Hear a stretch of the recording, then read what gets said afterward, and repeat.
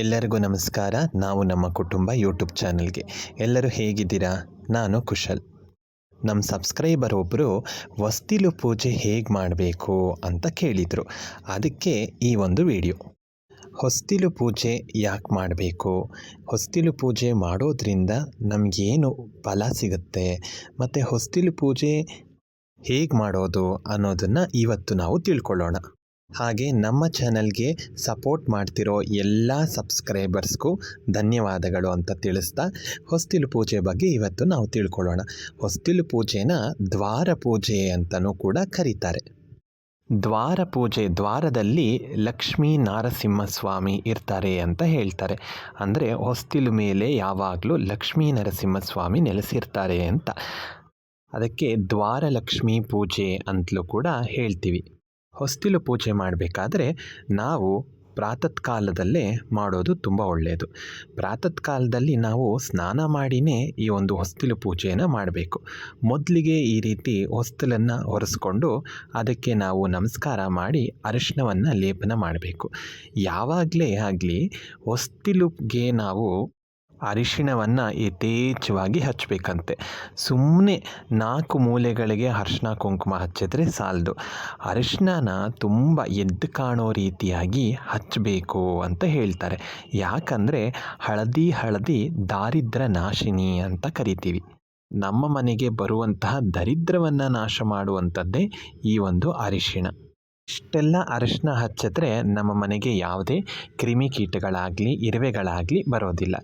ಅರಿಶಿನ ಹಚ್ಚಿದ ಮೇಲೆ ಈ ರೀತಿ ಪಟ್ಟಿ ರೀತಿಯಲ್ಲಿ ನಾವು ಹಾಕ್ಕೊಂಡ್ರೆ ತುಂಬ ಲಕ್ಷಣವಾಗಿ ಕಾಣುತ್ತೆ. ಆನಂತರ ನೀವು ಹೊಸ್ತಿಲಿಗೆ ಕುಂಕುಮವನ್ನು ಇಡಬೇಕು. ನೀವು ಯಾವ ರೀತಿಯಾಗಿ ಕುಂಕುಮ ಹಚ್ತೀರೋ ಅದೇ ರೀತಿಯಾಗಿ ಹಚ್ಬೋದು. ಇದೇ ರೀತಿಯಾಗಿ ಹಚ್ಚಬೇಕು ಅಂತ ಏನೂ ಇಲ್ಲ. ನಿಮಗೆ ಹೇಗೆ ಇಷ್ಟನೋ ಆ ರೀತಿಯಾಗಿ ಕುಂಕುಮವನ್ನು ಹಚ್ಕೊಬೋದು. ಆದರೆ 4 ಮೂಲೆಗೂ ಕುಂಕುಮ ಹಚ್ಚಬೇಕು, ಅರಿಶಿನ ಹಚ್ಚಬೇಕು. ಹಾಗೆ ಮಧ್ಯದ ಭಾಗಕ್ಕೂ ಕೂಡ ನೀವು ಅರಿಶಿನ ಕುಂಕುಮ ಹಚ್ಚಬೇಕು. ಪ್ರತಿಯೊಬ್ಬರು ಕೂಡ ಅವರ ಮನೆಯಲ್ಲಿ ಹೊಸ್ತಿಲು ಪೂಜೆಯನ್ನು ಮಾಡಲೇಬೇಕು. ಹೊಸ್ತಿಲಂದರೆ ಸುಮ್ಮನೆ ಅಂತ ನಾವು ಅಂದ್ಕೊಬಾರ್ದು. ಯಾಕಂದರೆ ಈ ಹೊಸ್ತಿಲು ಪೂಜೆ ಮಾಡೋದ್ರಿಂದ ಒಂದು ವಿಶೇಷ ಫಲ ನೀವು ನೋಡ್ಬೋದು. ಹಾಗೆ ನಾನು ಹೇಳ್ದಂಗೆ ನೀವು ಅದನ್ನು ಗಮನಿಸಲೂಬಹುದು. ನಾನು ಹೇಳಿದ್ದನ್ನು ಮಾಡಿದ್ರೆ ಏನದು ಅಂತ ಅಂದರೆ ಮುಂದೆ ಹೇಳ್ತೀನಿ. ಈಗ ಹೊಸ್ತಿಲಿಗೆ ನಾವು ರಂಗೋಲಿ ಬಿಡುವಂಥ ಜಾಗದಲ್ಲಿ ಸಗಣಿ ಮತ್ತು ಅರಿಶಿಣವನ್ನು ಸೇರಿಸ್ಕೊಂಡು ಸ್ವಲ್ಪ ಮಟ್ಟಿಗೆ ಆದರೂ ನಾವು ಈ ರೀತಿ ಸಾರಿಸ್ಕೊಬೇಕಾಗತ್ತೆ. ಯಾಕಂದರೆ ಸಗಣಿ ಹಾಕೋದ್ರಿಂದ ಕ್ರಿಮಿಕೀಟಗಳು ಬರೋದಿಲ್ಲ ಒಂದು, ಹಾಗೆಯೇ ಲಕ್ಷ್ಮೀ ನಿವಾಸ ಇರುತ್ತೆ ಅಂತ. ಇನ್ನು ಈ ರೀತಿಯಾಗಿ ಎಳೆಗಳನ್ನು ಹಾಕ್ಕೊಬೇಕು. ಎಷ್ಟು ಎಳೆ ಹಾಕ್ಕೊಬೇಕು ಅಂತ ಅಂದರೆ ಅದಕ್ಕೂ ಕೂಡ ಲೆಕ್ಕ ಇದೆ. ಸುಮ್ಮನೆ 2 ಎಳೆ ಹಾಕಿದ್ರೆ ಹೊಸ್ತಿಲಿಗೆ ಅದು ಶೋಭೆ ಅಲ್ಲ. ನಾವು 24 ಎಳೆಗಳನ್ನು ಹಾಕ್ಕೊಬೇಕು. ಈ ಕಡೆ 10 ಎಳೆ, ಈ ಕಡೆ 10 ಎಳೆ, ಅದಾದಮೇಲೆ ಮಧ್ಯಭಾಗದಲ್ಲಿ 4 ಎಳೆಗಳನ್ನು ಹಾಕ್ಕೊಂಡ್ರೆ ನಮಗೆ 24 ಎಳೆಗಳಾಗುತ್ತೆ. ಅಥವಾ ನೀವು ಹೇಗಾದರೂ ಹಾಕ್ಕೊಂಡ್ರೂ ಕೂಡ 24 ಎಳೆಗಳು ಆಗಬೇಕು. ಯಾವತ್ತಿಗೂ ಕೂಡ ನಾವು ರಂಗೋಲಿ ಪುಡಿಗೆ ಅಕ್ಕಿ ಹಿಟ್ಟನ್ನು ಬೆರೆಸ್ಕೊಂಡೇ ನಾವು ಈ ರಂಗೋಲಿಯನ್ನು ಬಿಡಬೇಕಾಗತ್ತೆ. ಹಾಗೆ ಕೆಲವರು ಏನು ಮಾಡ್ತಾರೆ ಅಂದರೆ ಚಾಪಿಸಿಂದ ಬಿಡ್ತಾರೆ. ಚಾಪಿಸಿಂದ ಯಾವುದೇ ಕಾರಣಕ್ಕೂ ಬಳಪದಿಂದ ನಾವು ರಂಗೋಲಿ ಆಗಲಿ ಒಂದು ಹೊಸ್ಲಿಗಾಗಲಿ ತುಳಸಿ ಕಟ್ಟೆಗಾಗಲಿ ಬಳಸಲೇಬಾರದು. ಆದ್ದರಿಂದ ಚಾಪಿಸನ್ನು ನೀವು ಬಳಸಬೇಡಿ. ಅದು ಸ್ಲೇಟಲ್ಲಿ ಬರೆಯೋಕ್ಕೆ ಮಾತ್ರ ಒಳ್ಳೆಯದು ಹೊರತು ನಾವು ಹೊಸ್ತಿಲ ಮೇಲೆ ಬರೆಯೋಕ್ಕೆಲ್ಲ ಚಾಪಿಸನ್ನು ಬಳಸಬಾರ್ದು. ಇನ್ನು ಕೆಲವೊಂದು ತಪ್ಪುಗಳನ್ನು ಮಾಡ್ತಾರೆ. ಏನಂದರೆ ಹೊಸ್ತಿಲನ್ನು ತುಳ್ಕೊಂಡೇ ಹೋಗೋದು ಮಾಡಬಾರ್ದು, ಹೊಸ್ತಿಲು ಮೇಲೆ ಕುತ್ಕೊಳ್ಳೋದು ಮಾಡಬಾರ್ದು, ಹೊಸ್ತಿಲ ಹತ್ರ ಚಪ್ಪಲಿ ಬಿಡೋದು ಮಾಡಬಾರ್ದು, ಹೊಸ್ತಿಲ ಹತ್ರ ಯಾವಾಗಲೂ ಕಸವನ್ನು ಇಟ್ಟಿರೋ ಥರ ಮಾಡಬಾರ್ದು, ಹೊಸ್ತಿಲ ಹತ್ರ ಯಾವತ್ತೂ ಕಸದ ಬುಟ್ಟಿ ಕೂಡ ಇಡಬಾರ್ದು. ಹಾಗೆ ಹೊಸ್ತಿಲು ಯಾವತ್ತೂ ಖಾಲಿಯಾಗಿ ಇರಬಾರ್ದು. ಖಾಲಿಯಾಗಿ ಅಂತ ಅಂದರೆ ಅರಿಶಿಣ ಕುಂಕುಮ ಹಚ್ಚದೆ ಖಾಲಿ ಹೊಸ್ತಿಲು ಇಡಬಾರ್ದು. ಇನ್ನು ಕೆಲವರು ಸ್ಟಿಕ್ಕರ್ಗಳನ್ನು, ರಂಗೋಲಿ ಬರೋ ಸ್ಟಿಕ್ಕರ್ಗಳನ್ನೆಲ್ಲ ಅಂಟಿಸ್ಬಿಡ್ತಾರೆ. ಅದನ್ನು ಮಾಡಲೇಬಾರ್ದು. ಯಾಕಂದರೆ ನಮ್ಮ ಹಣೆಗೂ ಸ್ಟಿಕ್ಕರ್ ಹಚ್ಕೊಳ್ತೀವಿ, ಅದೇ ರೀತಿ ಅದಕ್ಕೂ ಸ್ಟಿಕ್ಕರ್ ಹಚ್ಬಿಟ್ರೆ ಅದು ಒಳ್ಳೆಯದಲ್ಲ. ಯಾವತ್ತಿಗೂ ರಂಗೋಲಿ ಪುಡಿ ಏನಕ್ಕಿದೆ, ಅಕ್ಕಿ ಹಿಟ್ಟು ಏನಕ್ಕಿದೆ, ಅದನ್ನೆಲ್ಲ ನಾವು ಬಿಡಬೇಕು ಅನ್ನೋದೇ ಶಾಸ್ತ್ರ. ಆದ್ದರಿಂದ ನಾವು ಅದನ್ನು ಬಿಡಲೇಬೇಕು. ಪೇಂಟ್ ಹಚ್ಚೋದು, ಅದೇ ರೀತಿಯಾಗಿ ಈ ಒಂದು ಸ್ಟಿಕ್ಕರ್ ಹಚ್ಚೋದು ಇದನ್ನೆಲ್ಲ ಮಾಡಬಾರ್ದು. ನಾವೇ ಸ್ವತಃ ಚಿಕ್ಕದಾದರೂ ದೊಡ್ಡದಾದರೂ ನಮ್ಮ ಕೈಯಲ್ಲೇ ನಾವು ರಂಗೋಲಿಯನ್ನು ಬಿಡಲೇಬೇಕು. ಇಲ್ಲಿ ನೋಡಿದ್ರಲ್ವ, ಜಯ ವಿಜಯ. ನಮ್ಮ ಬಲಭಾಗಕ್ಕೆ ನಾವು ಜಯ ಅಂತ ಬರೆದು ಎಡಭಾಗಕ್ಕೆ ವಿಜಯ ಅಂತ ಬರಿಬೇಕು. ಯಾಕೆ ಈ ಜಯ ವಿಜಯ ಬರಿತೀವಿ ಅಂತ ಅಂದರೆ, ನಾವು ಮನೆಯಿಂದ ಹೋಗಬೇಕಾದ್ರೆ ಜಯವಾಗಲಿ ಅಂತ ಹೇಳಿ ಮತ್ತೆ ಬರುವಾಗ ವಿಜಯವಾಯಿತು ಅಂತ ಹೇಳೋ ಅರ್ಥದಲ್ಲಿ ಒಂದಾದರೆ, ಇನ್ನೊಂದು ಅರ್ಥ ಏನಪ್ಪ ಅಂದರೆ, ದ್ವಾರಪಾಲಕರಾಗಿರ್ತಕ್ಕಂಥ ಶ್ರೀಮನ್ನಾರಾಯಣನಿಗೆ ದ್ವಾರಪಾಲಕರಾಗಿರ್ತಕ್ಕಂಥ ಜಯ ವಿಜಯರನ್ನು ಸ್ಮರಣೆ ಮಾಡ್ತಾ ಅವಸಂಧಾನ ಮಾಡಿಕೊಂಡು ನಾವು ಈ ರೀತಿಯಾಗಿ ಬರಿಬೇಕು.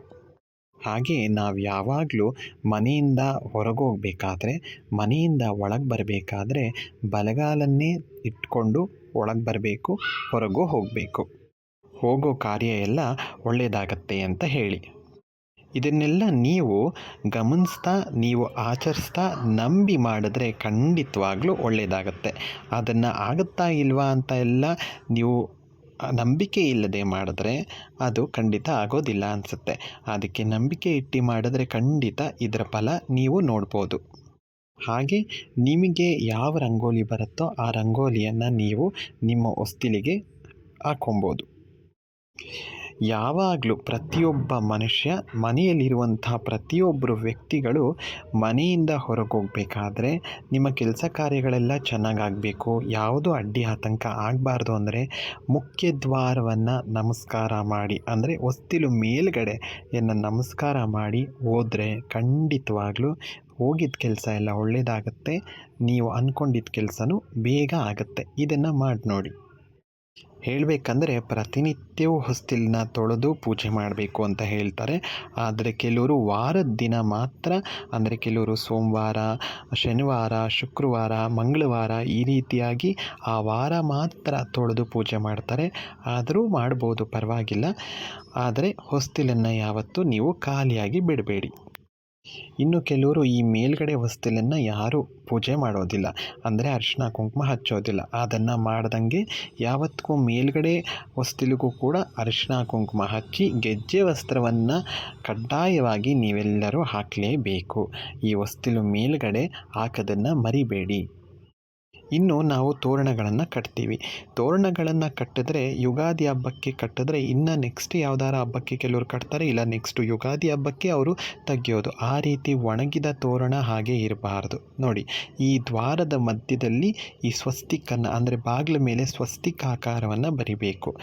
ಅದಾದಮೇಲೆ ನಾವು ಹೊಸ್ತಿಲಿಗೆ ದೀಪವನ್ನು ಹಚ್ಚಿ ಹೊಸ್ತಿಲು ಮೇಲೆ ಇಡಬೇಕು ಹೊರತು ಹೊಸ್ತಿಲು ಕೆಳಗಡೆ ಇಡಬಾರ್ದು. ಹಾಗೆ ಧೂಪ ದೀಪವನ್ನು ನಾವು ಮಾಡಿ ಹೊಸ್ತಿಲನ್ನು ಪೂಜೆ ಮಾಡೋದು. ನಾನು ಹೇಳಿದ್ನಲ್ಲ, ಒಣಗಿರೋ ತೋರಣ ಹಾಗೆ ಇಡಬೇಡಿ, ಅದು ಒಣಗಿದ ಮೇಲೆ ತೆಗೆದುಬಿಡಿ, ಬೇರೆ ತೋರಣವನ್ನು ಹಾಕ್ಬೋದು. ಪ್ಲಾಸ್ಟಿಕ್ ತೋರಣ, ಪ್ಲಾಸ್ಟಿಕ್ ಹೂನಾರ ಆದಷ್ಟು ನೀವು ಹಾಕಬೇಡಿ. ಈಗೆಲ್ಲ ಮಾರ್ಕೆಟಲ್ಲಿ ಭತ್ತದ ತೋರಣ ಸಿಗ್ತಾ ಇದೆ ಅಲ್ವಾ, ಆ ಭತ್ತದ ತೋರಣ ಕೂಡ ನೀವು ಹಾಕ್ಬೋದು. ಆರತಿ ಎಲ್ಲ ಮಾಡಿ ಕೆಲವರು ಕಾಯನ್ನು ಹೊಡೆದು ಕೂಡ, ಎಲೆ ಅಡಿಕೆ ಕಾಯನ್ನು ಹೊಡೆದು ಕೂಡ ಪೂಜೆ ಮಾಡ್ತಾರೆ. ಅದು ತುಂಬ ಒಳ್ಳೆಯದು. ಯಾವಾಗಲೂ ಮಾಡೋಕ್ಕಾಗಿಲ್ಲ ಅಂದರೂ ಹಬ್ಬ ವಾರದಲ್ಲಿ ಮಾಡಿ. ಈಗ ಹೊಸ್ತಿಲನ್ನು ನಮಸ್ಕಾರ ಮಾಡಿಕೊಂಡು ಹೊಸ್ತಿಲು ಪೂಜೆನ ಇಲ್ಲಿಗೆ ನಾವು ಮುಗಿಸ್ಕೊಳ್ಳೋಣ. ನೋಡಿದ್ರಲ್ವ ಹೊಸ್ತಿಲು ಪೂಜೆ ಹೇಗಿತ್ತು ಅಂತ ಹೇಳಿ. ನೀವು ಇದೇ ರೀತಿಯಾಗಿ ಹೊಸ್ತಿಲು ಪೂಜೆಯನ್ನು ಮಾಡ್ತಾಯಿದ್ರೆ ಅದನ್ನು ಹಾಗೆ ಮುಂದುವರಿಸಿ ಅಂತ ಹೇಳ್ತಾ, ಏನಾದರೂ ಇದರಲ್ಲಿ ತಿದ್ದುಪಡಿಗಳನ್ನು ಮಾಡ್ಕೊಬೇಕಾದ್ರೆ ತಿದ್ದುಪಡಿಗಳನ್ನು ಮಾಡ್ಕೊಳ್ಳಿ. ಹಾಗೆ ಆಗಲೇ ಹೇಳಿದಾಗೆ ಒಣಗಿರುವಂತಹ ತೋರಣ ಆಗಿರ್ಬೋದು, ಒಣಗಿರುವಂತಹ ಹೂವಿನ ತೋಮಾಲೆಗಳಾಗಿರ್ಬೋದು, ಯಾವುದನ್ನು ನಾವು ಹೊಸ್ತಿಲ ಮೇಲೆ ಹಾಕಬಾರ್ದು. ಅದನ್ನು ಆದಷ್ಟು ಬೇಗ ತೆಗಿಬೇಕು ಅನ್ನೋದನ್ನು ಮರಿಬೇಡಿ. ನಾವು ಇಷ್ಟು ಚೆನ್ನಾಗಿ ಹೊಸ್ತಿಲು ಪೂಜೆ ಮಾಡಿದಾಗ ಯಾವುದೇ ಒಂದು ದುಷ್ಟಶಕ್ತಿ ನಮ್ಮ ಮನೆಗೆ ಬರೋದಿಲ್ಲ. ಹಾಗೆಯೇ ನಮ್ಮ ಮನೆಗೆ ಯಾವಾಗಲೂ ದೈವತಾ ಸಾನ್ನಿಧ್ಯ ಇರುತ್ತೆ. ಯಾಕಂದರೆ ಈ ಒಂದು ಹೊಸ್ತಿಲು ನೋಡಿದ್ರೇ ಖುಷಿಯಾಗತ್ತೆ. ಬಂದವ್ರಿಗೆ first impression is the best impression ಅಂತ ಕರಿತೀವಲ್ಲ, ಆ ರೀತಿ ಮನೆಗೆ ಬಂದವರು ಇದನ್ನು ನೋಡಿದಾಗಲೇ ಖುಷಿ ಪಟ್ಬಿಡ್ತಾರೆ. ಹಾಗೆ ಮನೆಯೊಳಗಿದ್ದವರು ಇನ್ನೆಷ್ಟು ಒಳ್ಳೆಯವರು, ಇನ್ನೆಷ್ಟು ಸಂಪ್ರದಾಯವಾಗಿರ್ಬೋದು ಅನ್ನೋದನ್ನು ಅವರು ಅರ್ಥ ಮಾಡ್ಕೊಳ್ತಾರೆ. ಅದಕ್ಕೆ ನೀವೆಲ್ಲರೂ ಇದನ್ನು ಆಚರಿಸಿ ಅಂತ ಹೇಳ್ತಾ, ದ್ವಾರದೇವಿ ನಮಸ್ತುಭ್ಯಂ ದ್ವಾರಕೇಶ್ವರ ಭಾಮಿನಿ ಪತಿದ್ವಾರ ಹರಿ ಗುರು ಭಕ್ತಿ ಪುತ್ರಸ್ಯ ದೇಹಿಮೆ ಅನ್ನೋ ಮಂತ್ರವನ್ನು ಹೇಳ್ಕೊಳ್ಳಿ.